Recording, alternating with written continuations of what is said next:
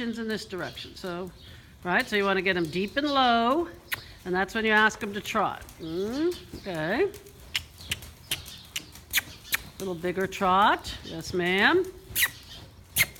All right, there's your trot. Now you got to get him in the front end, down and round.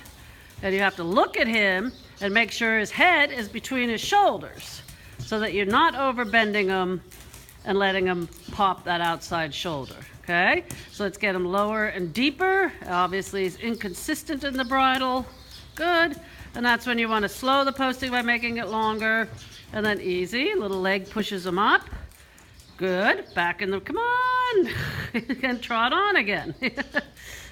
Right? He goes trot, walk, die. Good, Anita. Right? And right. It was almost perfect. Right rein softens him. So right now, tracking left, he is popping his shoulder a little bit, okay? All right, now how could you tell? Oh, it just feels terrible. Well, it's not terrible, but first you gotta be looking at him and you're looking someplace else. If his head is in the middle of his shoulders, he's not popping the shoulder. Yeah, and it's not.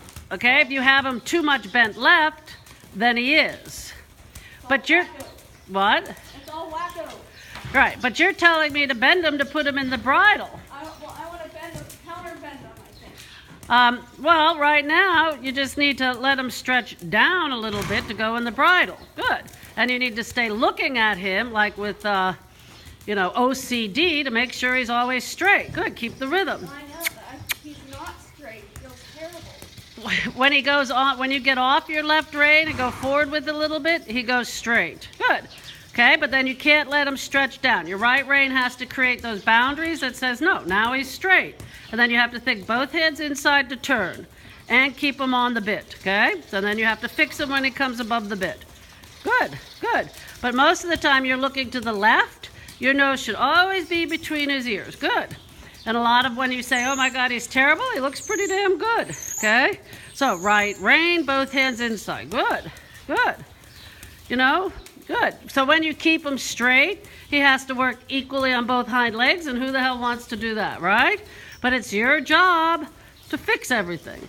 So next time you get him round and lower and deeper, you're going to ease into a walk, softening him outside rein, both hands inside, and push him right. So he sort of has this habit pattern of hanging down when you ask him to transition, and, we'll fix that. Good. But see, now he needs to walk on.